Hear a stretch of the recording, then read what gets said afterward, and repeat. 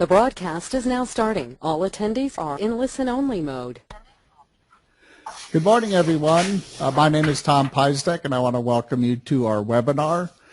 Today, we're going to hear from a Pyzdek Institute certified Lean Six Sigma Black Belt, Steve Czupryna, and he's going to tell us about individuals and moving range charts. He's going to show us a method for doing the calculations that's a manual method, and I really think that's a good way to teach people. They can see what you're doing and understand the calculations. So it's a good teaching tool. Afterwards, I'm going to give you a real brief overview of an automated tool that will automate the calculations. And later on, after the webinar, you'll receive an email that will have links to the recording. It'll have link to the tools that you're going to see here today, and it will also have a link to the PDF files of the slides that Steve's going to show. So with no further ado, I want to welcome you all to the webinar, and I'm going to turn control over to Steve. Steve, you're on the air. Okay, thanks, Tom, and thanks very much for the invitation to do the webinar, and many thanks to all the attendees for sitting in. As Tom said, the webinar, the title is How to Create, Understand, Use, and Teach IMR Charts, with the emphasis on teaching. To go through an example of a method that I've used in the past to teach folks how to use these charts, with the hope that it'll be useful to everyone. So I've got a slide here with the agenda, brief agenda. We'll start with an overview of process behavior charts, and then talk a little bit about terminology. I've found in the past that sometimes terminology can be confusing to people, and that's an important point to think about.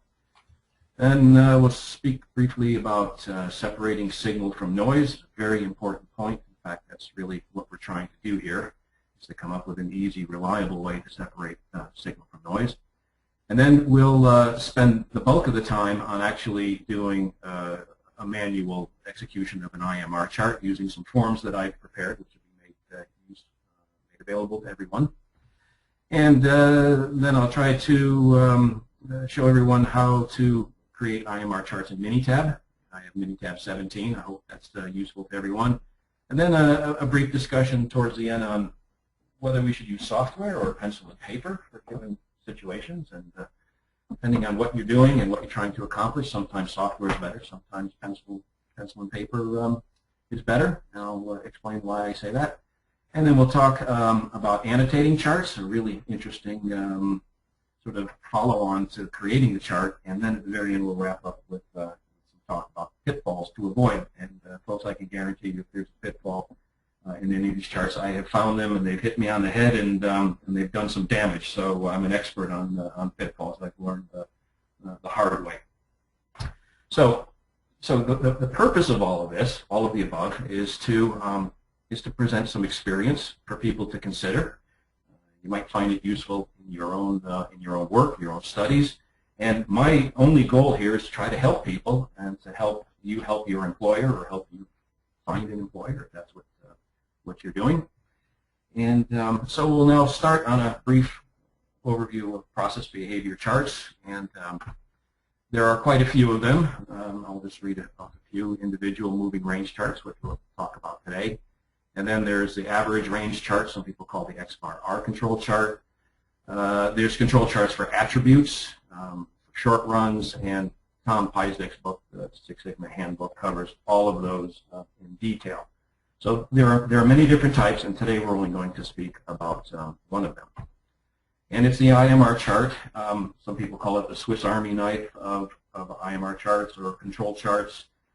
People call it the MacGyver of control charts. It's a multi-purpose tool, and although the XBAR chart is generally more sensitive to process change, sometimes that's not practical, and the use of the IMR chart is a default. It's the only tool we have available to you.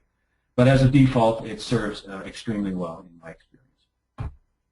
And the purpose for process behavior charts overall is to do a number of things. First thing is to visualize data. I'm at the point now, every time I see an Excel spreadsheet with rows and columns, start getting a headache, and And the first thing I want to do is try to visualize it. Well, an IMR chart is a very simple, very effective way to visualize data.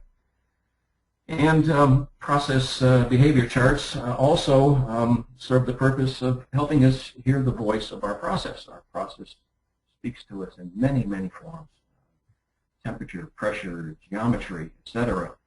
Any of that data that we collect from our process is a voice that's trying to speak to us, and the process behavior chart, in any of its forms, helps us hear the voice of the process. It tells us, is our process stable? Is it unstable? Has it shifted? So very useful purpose, and in the case where people are trying to improve processes, it's really vital that you understand what your process is capable of. And as I said earlier, process behavior charts help us separate signal from noise.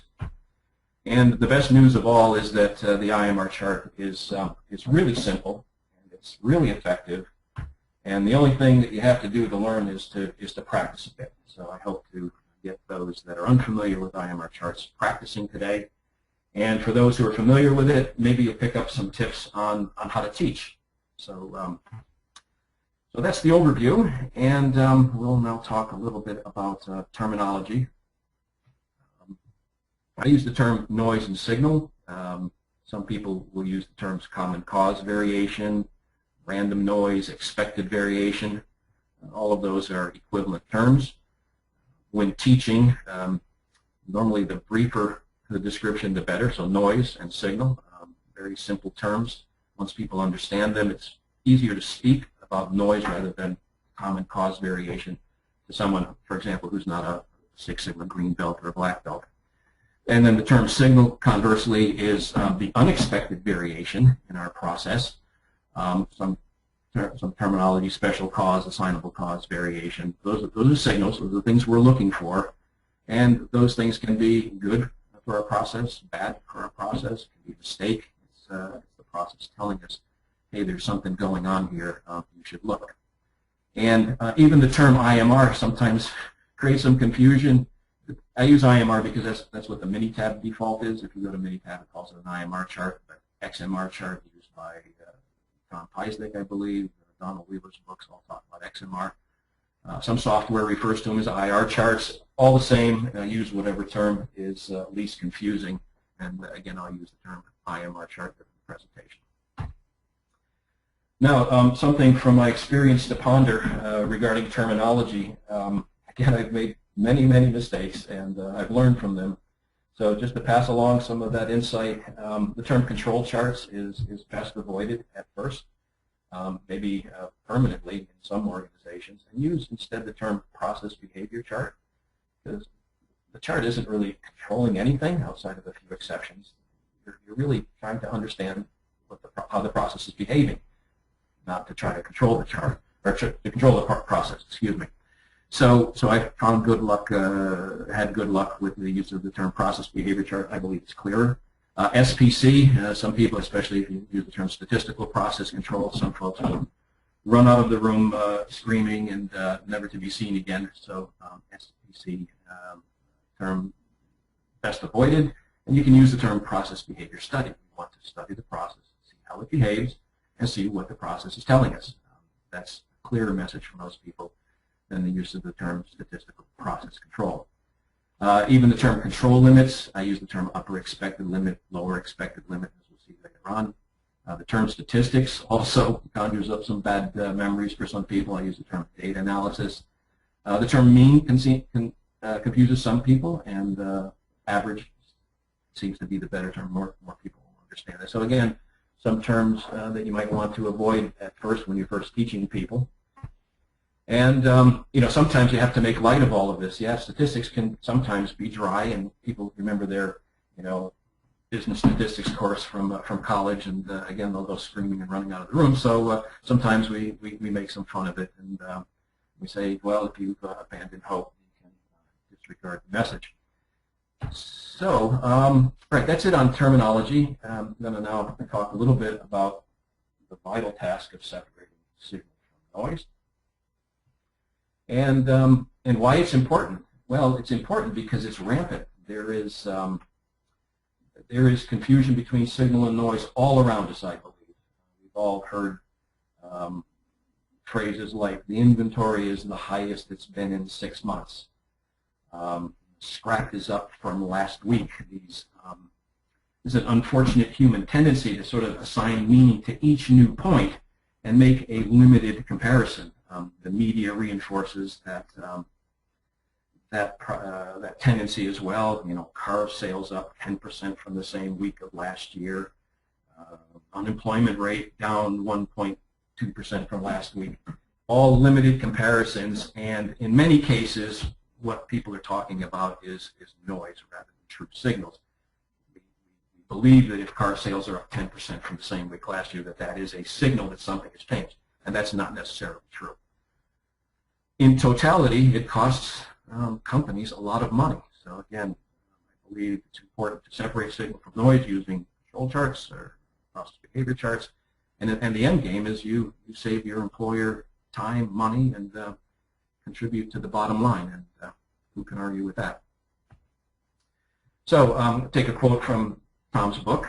Variation from common causes, noise, should be left to chance, but special causes, signals, should be identified and eliminated. If folks in business followed that one simple, outstanding bit of advice, companies would be, in fact, I believe, far more profitable, and people would be under far less stress. They wouldn't be worried about the inventory being the highest it's been in 6 months, when in fact it may be just random noise that's caused that. Again, quotes sometimes provide insight. Nate Silver, famous author of the book The Signal and the Noise, he says it very nicely. The signal is the truth, and the noise is what distracts us from the truth.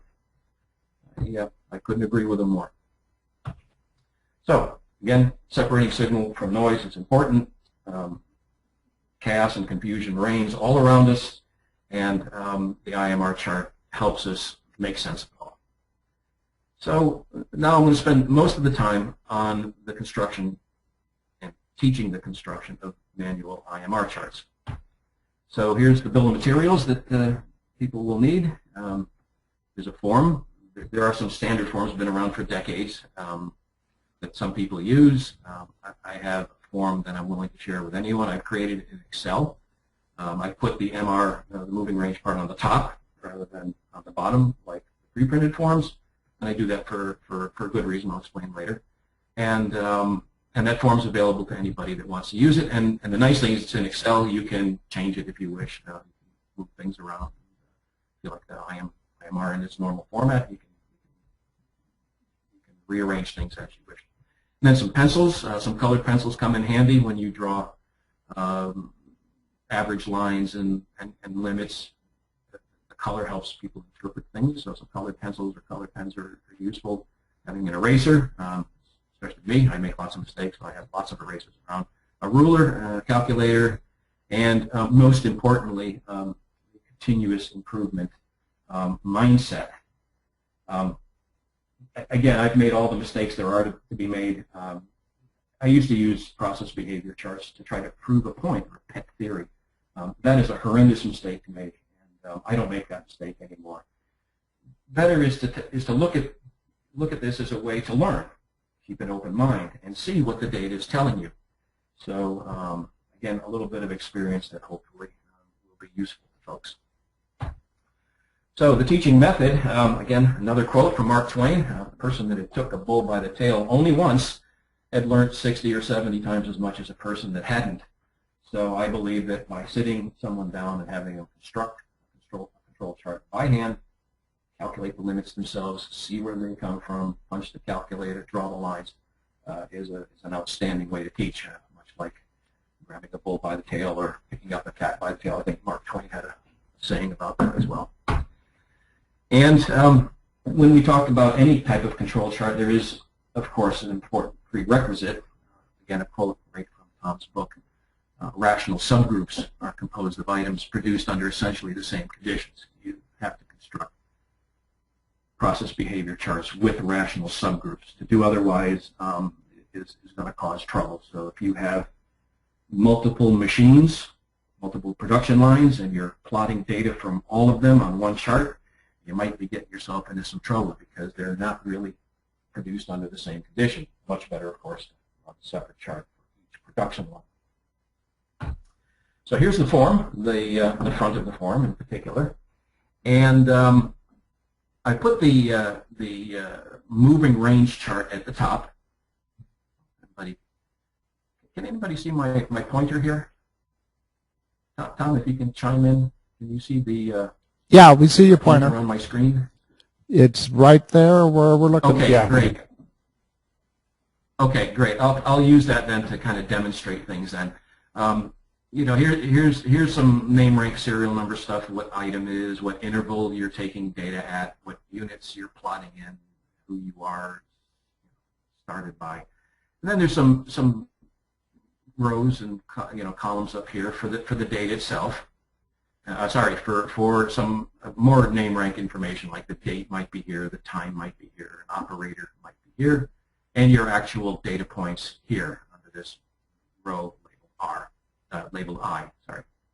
And this is where we calculate moving range, and I'll demonstrate all this momentarily. And then we plot the moving range in this area, and we plot the individual values in this area.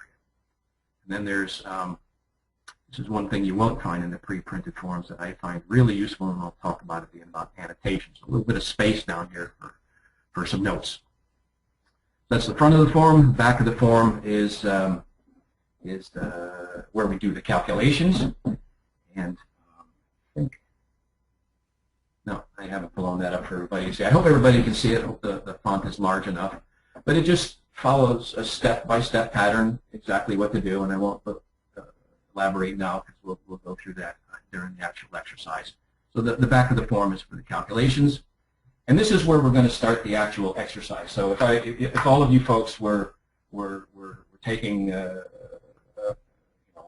IMR chart 101, this is kind of where we would start. So I would give everybody this table of data, and I would ask them to evaluate it. And by the way, this data comes from a book by Donald Wheeler called Understanding Variation. It's actually trade deficit data from the 1980s, I believe, or the 1990s. But it's a great data set because it shows some things, and it's a great teaching aid. What I've done, though, if you notice here, I've got this labeled milligrams of byproduct. I was helping a local company that has a chemical process, and one of the things that they talk about a lot is milligrams of byproduct. So instead of trade deficit billions of dollars, the data is in byproducts. It helps them understand it better. And so I present the data like this and ask them to evaluate it and say, well, what can we tell by this data? Some people say, well, we got this data point here, and we got a high one at the end. And the whole idea is to get people looking and discussing, and then taking that data and actually filling it in the chart, which would be the next step. So if everyone can see the beginning here, we've filled in some data at the top, and we've actually entered the data and some of the times and date stamps. And I'm just taking this corner here, and I'll blow it up for everybody. This is the upper left-hand corner. So everybody in the room that's constructing the charts themselves sees something like this. And so I ask them questions. Folks, do we hear the voice of the process? Are we getting anything out of this? Well, the reality is it's pretty much the same as that table that I've given them. We just kind of rearranged it a little bit. So the whole idea is to get people thinking and seeing that numbers in tabular form really aren't all that interesting and useful until we do something. And here's the upper right-hand corner. Just, again, put the start date, name, units, etc. And we then move people on to the next step of the exercise, which is to create a scale. We have to draw on a scale, in this case from 8 to 18 milligrams. We have to do some calculations of the moving range. We create the moving range scale from 0 to 5. I ask everyone to plot the individual values, plot the moving ranges, draw on the connecting lines, and then most importantly, discuss what they're seeing. So they will see something like this. And here's a little bit of a blown up version of it. here's the same data that we saw earlier, and here are our calculated moving ranges, 1.8 simply being 12.5 minus 10.7, 1.1 being 11.4 minus 12.5, the absolute value thereof. So we plot 1.8, 1.1, 0.1. Then we take the actual values, the I values, 10.7, plot it down here at the bottom, 12.5, etc. And this is where we start getting some really interesting discussions, because most people say, the individual values show an increasing trend. So I ask, what should we do? Should we push the panic button? Should we take some action? And some people will say, let's put in a trend line. It's a very common practice.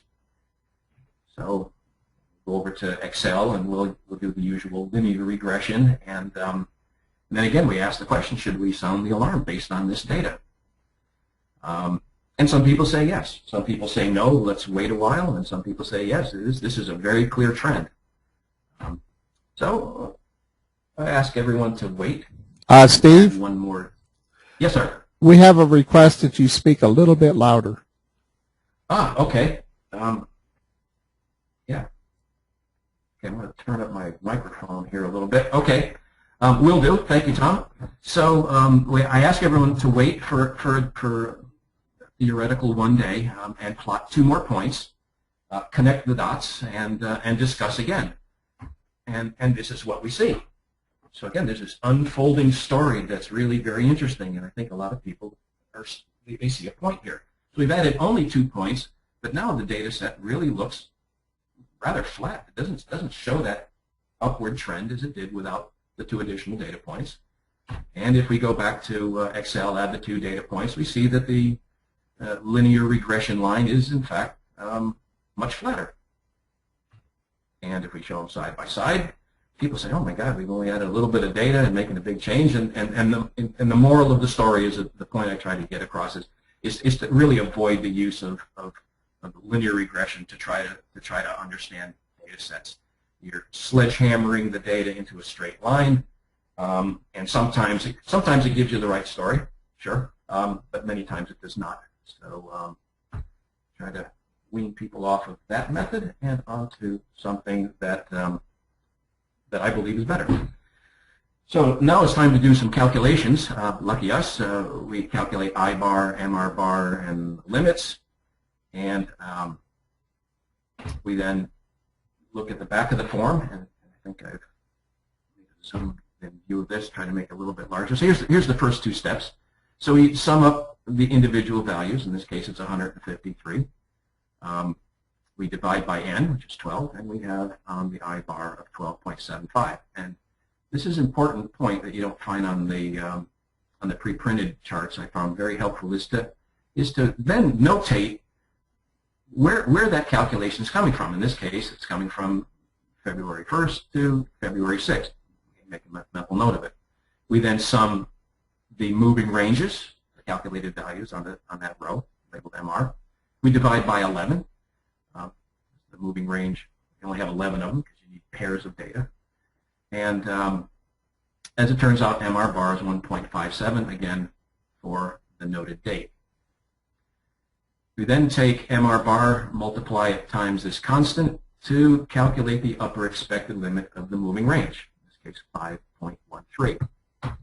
We then take I bar, multiply it times the product of MR bar times 2.66, which is 4.18. So we have an upper limit of 16.93. And likewise for the lower limit, we subtract it out and get a lower limit of 8.57. This is our signal to noise filter, signal versus noise filter, those values. So I ask everyone, draw the average values, I bar and MR bar in the green line, and draw the limits in red. Again, interpret, discuss, debate. So this is what they see, and things are really starting to get interesting because we have the voice of the process, we have the data points from the process, and we now have an analytical method to tell us what what we're seeing. Without the analytical method, we can only guess. Yes, there's a high point. Of course, every data set has a high point. There's a low point. Likewise, the calculated values of for lower expected limit of the individual value, the upper expected limit of the individual value, and the upper expected limit for the moving range are all very, very valuable, very powerful. And I asked people in the class, are we hearing the voice of the process? And most people say yes. Yes, we're taking this data and we're analyzing. We have a method with which to analyze it. Is it stable? Most people will look at this and say, yeah, the process is stable. So, lucky us, we now have this analytic method with really nothing more than pencil, paper, and a simple calculator. And I then asked people to add a little bit more data. Again, this is right out of Donald Wheeler's book because, lo and behold, of course, there's a signal that we're going to see. So we add the new data, plot, discuss, debate. And just a quick reminder, what we're doing here is we're using these limits calculated from a period that we have judged to be generally stable to now evaluate new data points going forward. Very interesting, and that's why I think it's important to annotate. You know, my upper and lower limits are based on the data from this particular range of dates. So I always emphasize this to folks and revisit that with them. And when they plot the new data points, lo and behold, there is a signal. One of the points drops below the lower limit for the individual values. So now we've got something, and we make the point. It's like, look, folks, up until now, if we took any action based on that linear regression line or gut feel or tribal knowledge, we would have been wasting our time. We would have been chasing noise. Whereas now, we haven't made the other mistake, which is to miss a signal where the process is telling us that it has, in fact, it's shifted, it's taken a change, it's made a change. So we emphasize the point even further, coming down the home stretch on the manual exercise, adding some more data, connecting the dots, discussing, and lo and behold, we see now two very clear signals.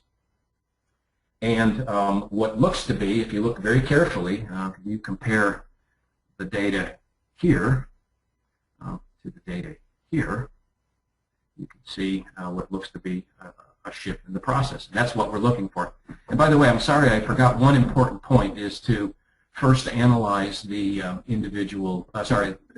to analyze the moving range chart to see if there's any out of control points. And if there are, you have to kind of stand down. There may be a problem with the actual calculated limits. But in this case, the MR chart looks fine. Apologies, I should have mentioned that earlier.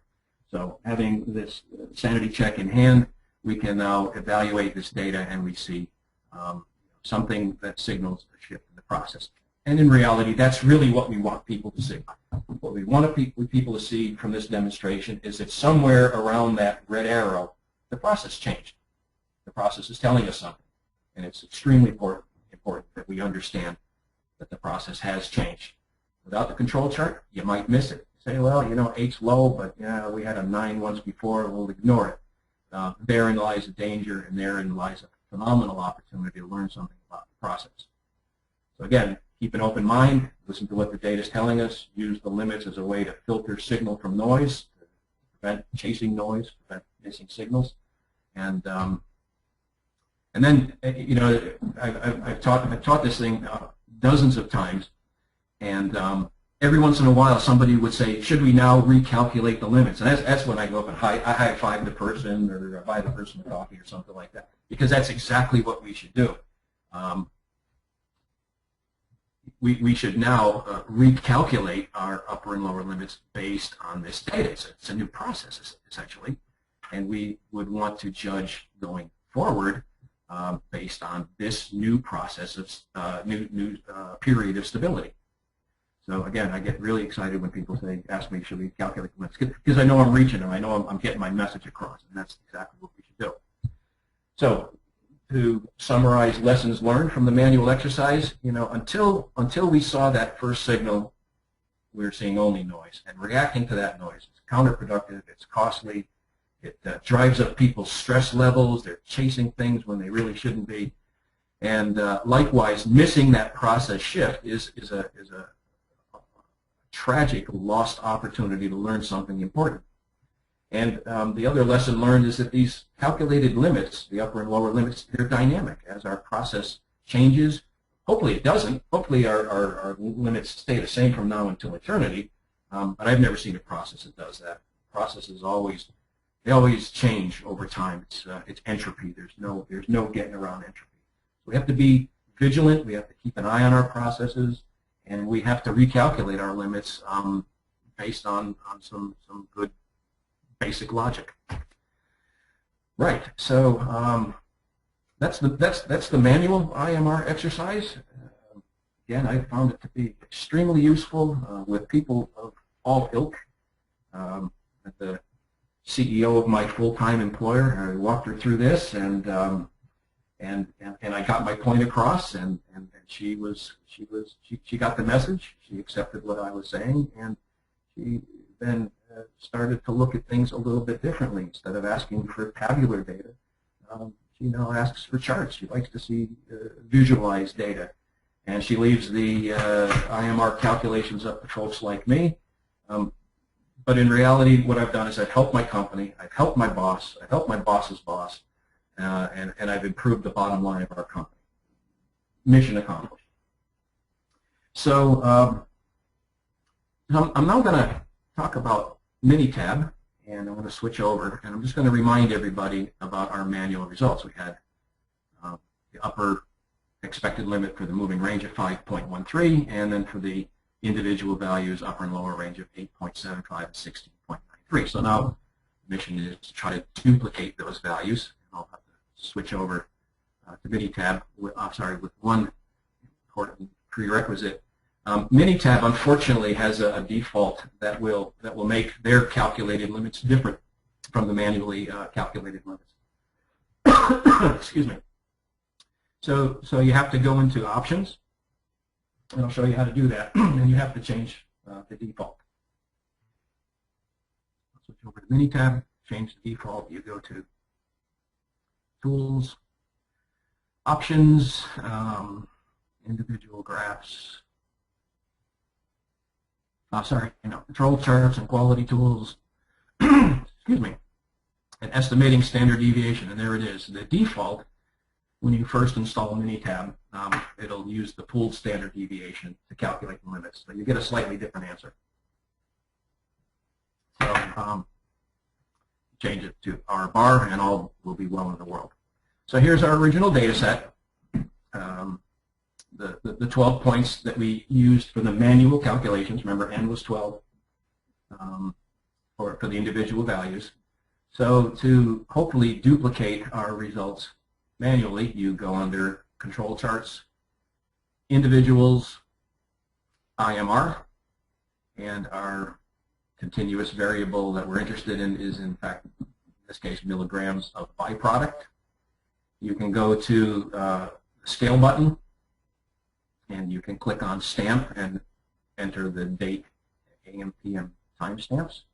So it'll show up on the horizontal axis, and hit OK.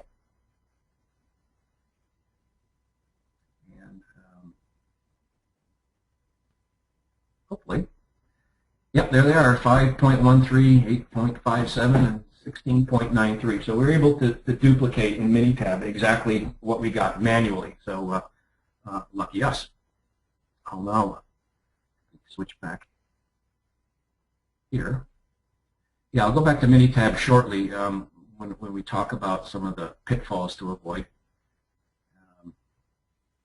And then we'll talk about, when do you use the software and when do you use the manual method? Well, here's my opinion, and my opinion isn't applicable everywhere. In the place where I work and some of the local companies that I've helped out, just because I know some of the folks in local Whatcom County businesses, my experience is to start with people who are unfamiliar with process behavior studies. Start with pencil and paper, always.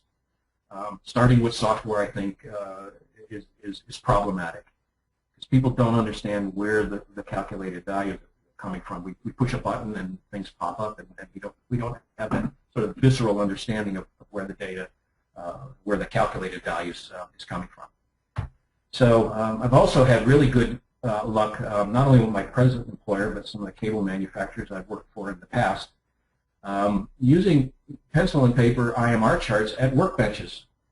We don't have computers available. We don't have software licenses. You know, the factory doesn't have network cabling. So this method can be used not just to teach people, but also as an actual manufacturing process engineering tool. And there's nothing wrong with it as long as people know how to make the basic calculations, and the back of the form steps them through that process.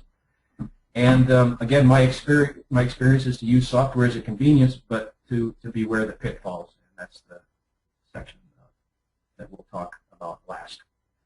Now, I put in a special section here about annotating charts, and this is the one that really, to me, is the real slam dunk of process behavior charts. That we really should be annotating our charts. And I'll show you in a second what I mean by annotation. And I'll answer the question, why? Why should we annotate our charts? The reason is because the process behavior chart just tells you that there's something going on. It does nothing more than that. It doesn't tell you what the problem is. It doesn't say, the guy's got the temperature set too high, we've got the tension set wrong, or something's going wrong with some bearings.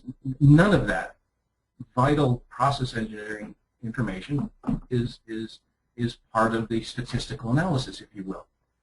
So by annotating down at the bottom, okay, got a blown up version. Sure, here's just the very bottom of the chart.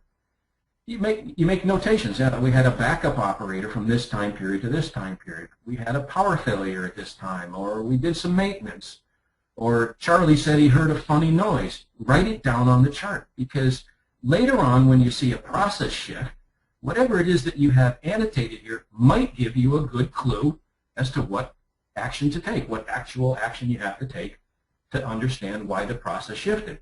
If it's a good shift, you institutionalize it. If something has gone off the rails, if you have some assignable cause variation, a signal that's detrimental, you've got to find it and you've got to eliminate it. So this link between the statistical realm, if you will, and the process engineering realm, if you will, is nicely made by annotating control charts. And if you want to see an absolutely brilliant case study of exactly that, although you use XBAR R charts rather than IMR charts, so it was actually a videotape made back in the 1980s. Now you can get it on DVD. It shows about a case study about annotating control charts, actions taken, maintenance schedules tweaked, absolutely superb voice in the process case study that makes that important link between statistics and process engineering. So if anyone has access to this DVD, it's worth using, it's worth viewing, and it's worth showing people after you've had them make some control charts manually. Okay, again, coming down the home stretch, pitfalls to avoid from painful personal experience, shall we say. Auto-calculated limits can deceive. Statware does a wonderful job, but it cannot think for us. If we go through Minitab and use the entire data set, 20 points, to calculate our limits, you get different numbers. You don't get 5.13 and 16.93, etc. You get different limits, and it'll start giving you false indications. If we use all the data, it'll show that point right there as being an out-of-control point. The problem here is you have really two processes. You've got process behaving itself likewise here, and the process after it's changed behaving here. And you've mixed all of that together. So beware of Minitab's default. It will automatically use all the data if you don't tell it otherwise. And I've been burned by that mistake more times than I care to remember. It took me 3 or 4 times before I finally learned my lesson. But there you have it. And there's a way to tell Minitab, in this case, to use just the first 12 data points, which is what we did for the manual calculations.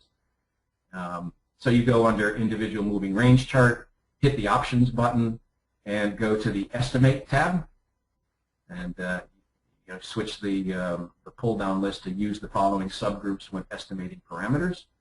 1 through 12, and we use the average moving range. And it will then duplicate the manual results, and it will also duplicate the Minitab results that we saw based on the first 12 data points. We get the correct process behavior chart limits. And sure enough, it shows that signal, that point there as not being a signal, random noise, and it starts showing all these signals if we elect to have Minitab analyze abnormalities and to do these various statistical tests for us. It shows, yeah, after this point, things have really changed. Again, it's because we calculated these limits based on this process period of stability. So now our voice of our process now coming through loud and clear through Minitab, so we can get to the same end game manually as we can with software. And again, statware is great, but I think there's this tendency to over-rely on these automatic tests. You know, the red dots here and the numbers. Sometimes it's good to turn off those automatic tests and to look at your data and see what it's telling you. It's a bit of art. I've only been studying these things now for maybe 4 or 5 years, and I can't tell everything. So sometimes I switch the automatic test back on, but most of the time I'll start with a manual analysis and try to figure it out on my own. So again, sometimes we tend to over rely on software. And here's the 10 tests. You can ask Minitab to do any or all of them or none of them. You go under individual moving range chart. Again, hit the options button and to the test tab where you can turn things off if you wish. And then the other pitfall worth mentioning is there's always a resistance to change. This is a human characteristic. People don't like to change, and sometimes when you review these kind of methods with people, they'll push back, and they'll say, no, I'm comfortable with my tables of data and my rows and my columns and my Excel spreadsheet. But what I found is that by taking some data and visualizing it, and here's some data where we've got the U.S. trade deficit, and we have this limited comparison between April 2012 and April 2011. And so you put a chart like this, people will look at it and say, yeah, well, where's everything in between? Well, that's the whole point. By making this chart, you demonstrate that there's something missing. In a tabular summary or in a newspaper article, that point doesn't come across. The missing data doesn't come across easily. Easily understood examples help. Sports is a great one. There's always a plethora of sports statistics out there for us to look at. Here's a famous one, and Donald Wheeler uses this one in his book, about Roger Maris, one time the holder of most home runs in a season. And John Kennedy invited Roger Maris to the White House and baseball signings and all of this, when in reality, Roger Maris's 61 home runs in 1961 was in fact an anomaly. And his entire career, if you look at it with an IMR chart, was in fact rather mundane, nothing really special about it, just that one special data point. So you can get points across, trying to separate the signal from noise using sports analogies or sports data, and then again, sometimes this material is dry, so you always try to interject a little humor. And here's my lame attempt at humor. Started the Stanley Cup, so I thought it was appropriate that John Kennedy should have invited Bobby Orr, because Bobby Orr was in fact extraordinary from beginning to the end of his career. So his IMR chart would have looked outstanding and stable for the 11 years that he played. So again, you try to interject a little bit of data that people understand, maybe not related to your process. Try to make light of the subject, and references. There are some excellent references, and I'm fast running out of time here, so I'll just mention it very quickly.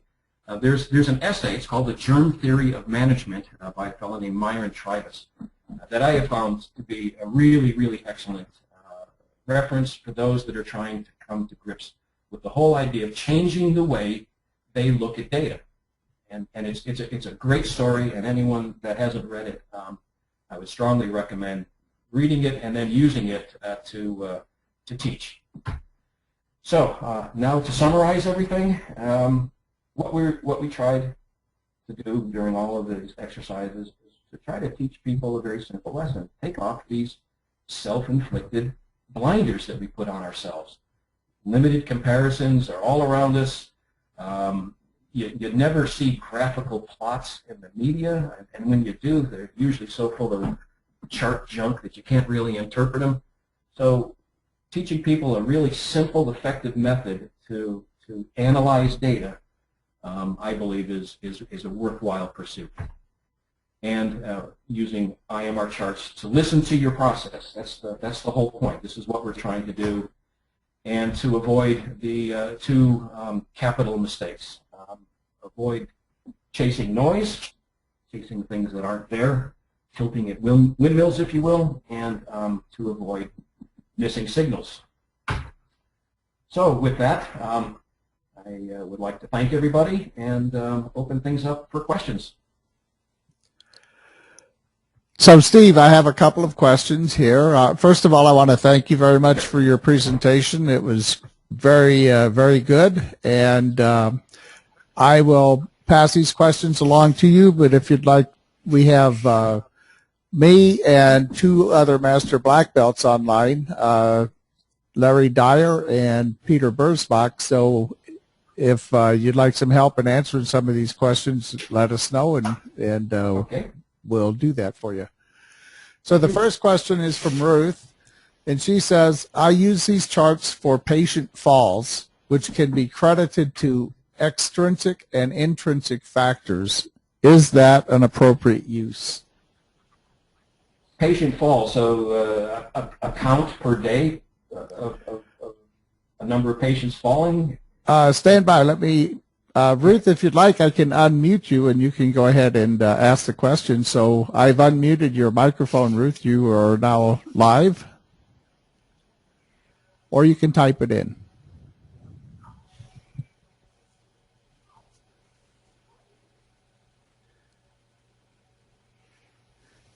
So I think Ruth has gone shy on us. I would guess it's a count of falls that A count, yeah. and I have seen these charts used. Yeah. So Ruth said yes. Okay. Yeah.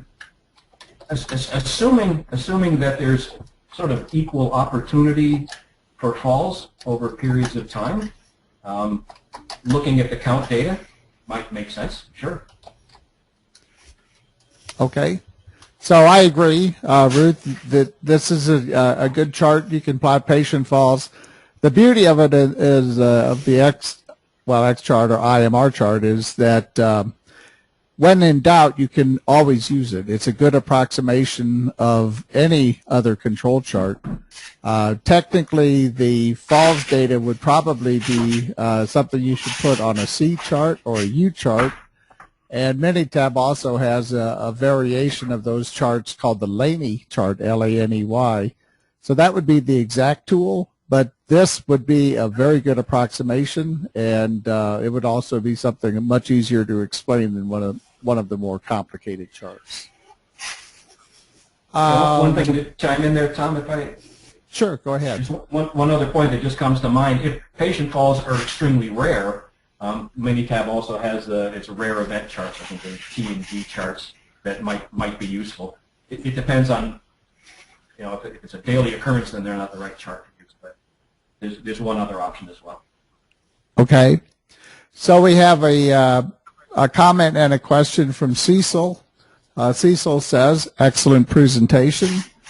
Are there similar manual forms for XBAR R charts to allow for a similar approach?" Yes, absolutely. There's been the famous control chart form that's been available to us now literally for decades. I remember them back in the early 90s. And there is an XMR version, XBAR R version as well. Yeah, you bet.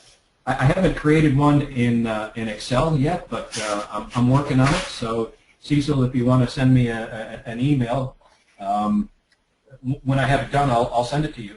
I'd be glad to, and thanks very much for the kind words.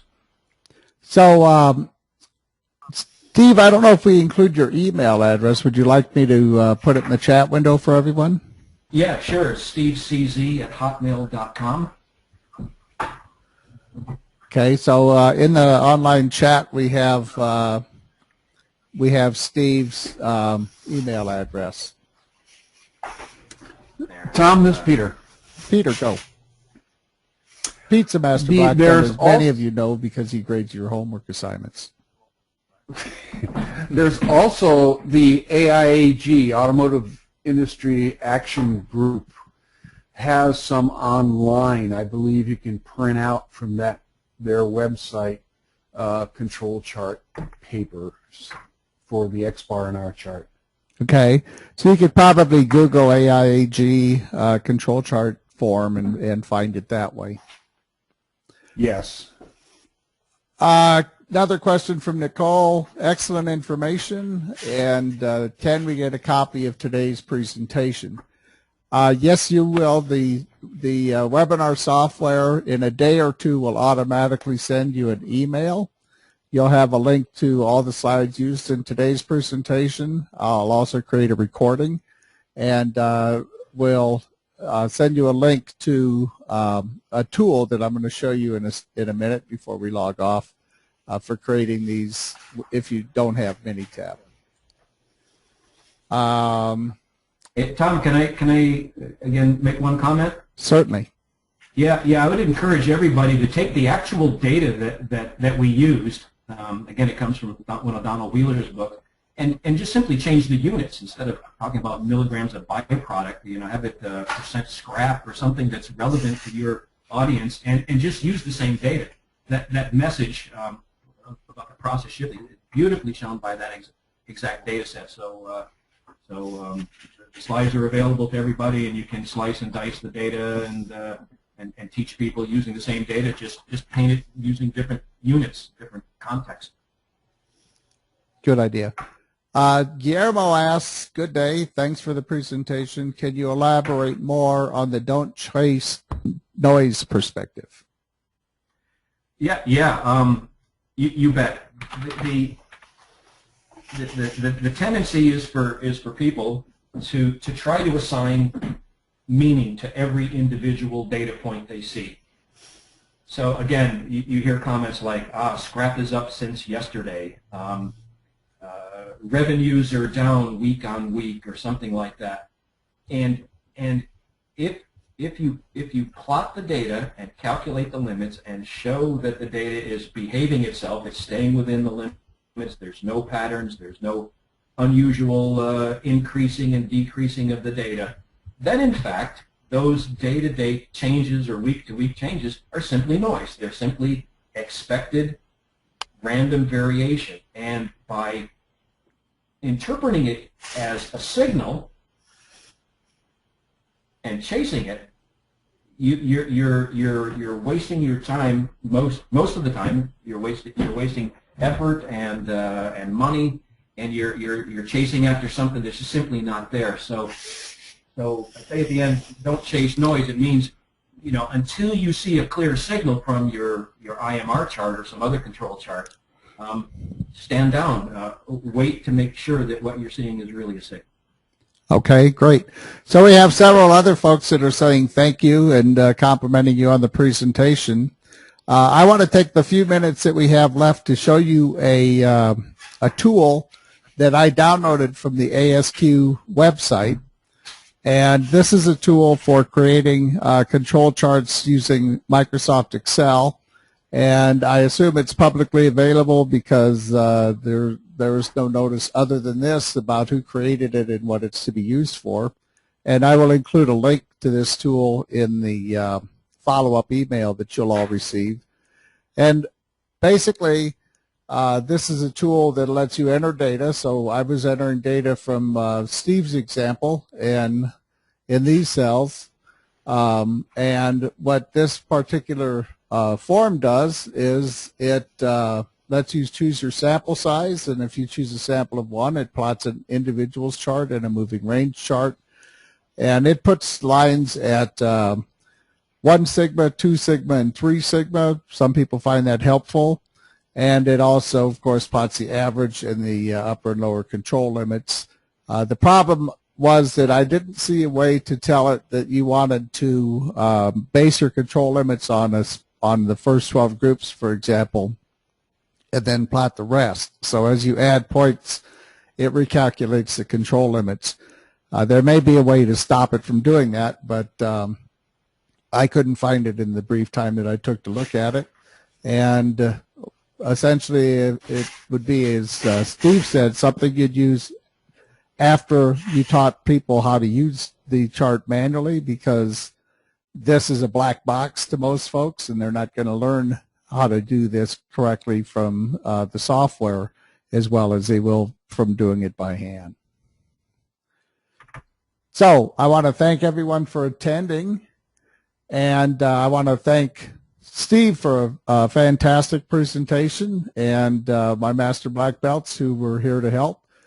Thank you all, and as I say, there'll be a recording that you'll receive a link to, and I'll ask Steve if he'll let me put this up on YouTube, and the world can benefit from it.